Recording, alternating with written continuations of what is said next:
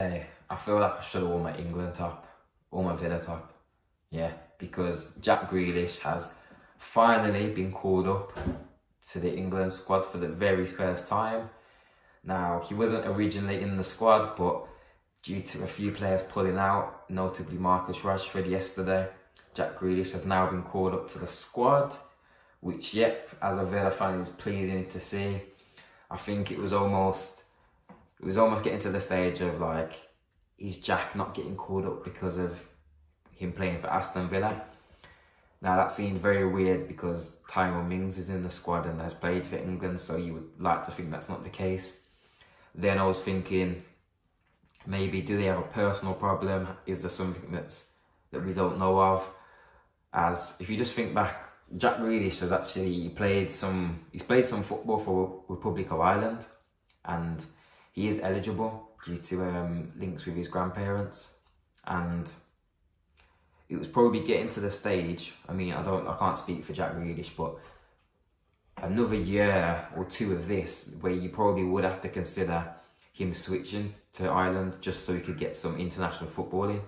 Because yeah, if you look at the season he's just had, to not be in the squad it's incredible. It's mad.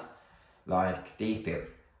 He's in terms of his goals and assists, he got the highest number for any English midfielder this season. If we look at his chances created, he was second in the league behind Kevin De Bruyne, obviously. And he set the record number of fouls for a season. Now, starting with the fouls thing, that does annoy me sometimes, because watching him, I do feel like, yes, you win fouls, but they're in deep areas. I want to see you further forward, but you can't take that away from him, the skill in that. Like, man just can't get the ball off him. Like, that's the plain and simple thing is, when the ball's at his feet, he rarely loses it. Like, and that just shows from that record that he set there.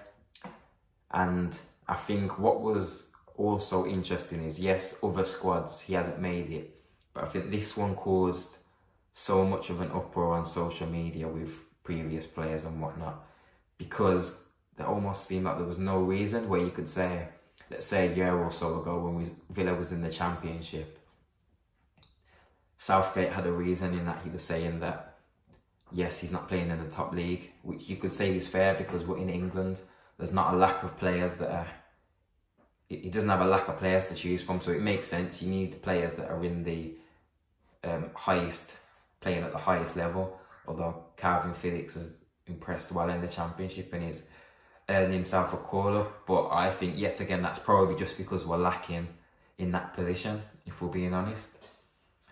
So, and I think with this season, you could kind of say, fair enough, all right, Southgate hasn't included him because he needs more consistent runner games. So at the start of the season, Jack wasn't playing too well. He'll admit this himself. It took him a while for him to find his feet.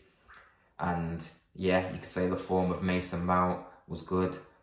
Maddison had a good start to the season. Barkley's been off and on. So yeah, you could see reasons, but I think this squad now, there was no reason why he should not have been in. And I think it's just, yeah, I was almost thinking, is it personal? Because for him to not even be in the squad, for you to want to have a look at, when you've looked at all the previous players, Jack's been involved in the youth setup. He was involved in the successful under-21s team that won the Toulon tournament, I think 2 years ago.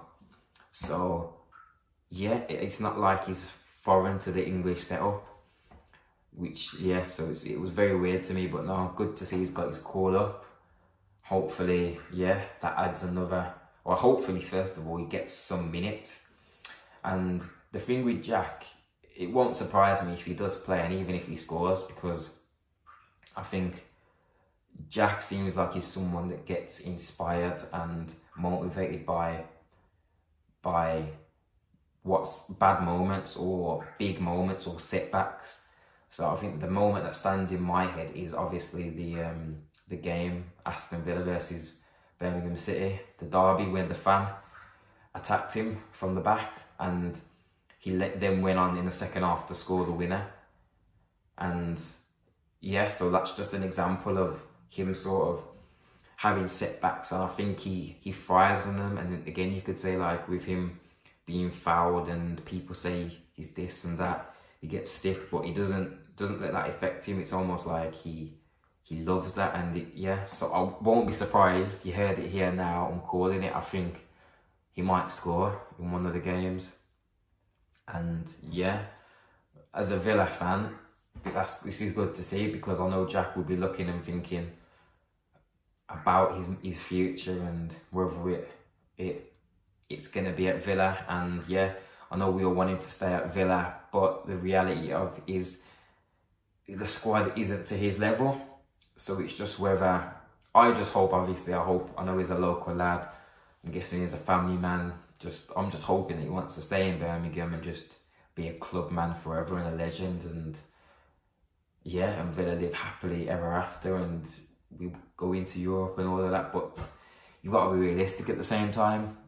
But no, this is all helpful. It adds money to his value. It lets him realise that his hard work is actually being noticed. But yeah, just hopefully he does go on to get some minutes. And yeah, I think transfer talk with him has gone a bit quiet. I think our asking price seems to have put off some of his clubs that were interested. But I know it's Maddison, I'm not sure if he signed it, but I know Leicester prepared their new contract for him.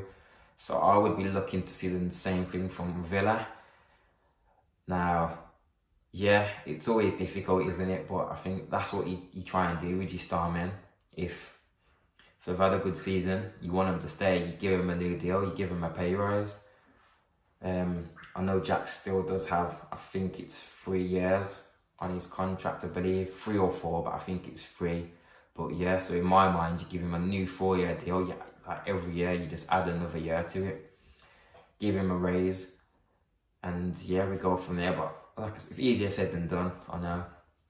But no, that's good news. Looking forward to the England games. Yeah, now I can actually watch them, like, and not be thinking, oh, where's Jack, man, or anything like that. So yeah, let's bring it on. I got the email today also from the FA about the new kit launch. It looks pretty good, to be fair. It's nice. I think the men's top is £70, I think. But yeah, it's different. It's got the England badge in the middle. It's made by Nike again, and yeah, it looks neat. I'm not sure if there's new away kit and third kit. I'm not sure, but I've seen the home one and it's not bad. It is very neat, to be fair. But yeah, other than that, not a lot.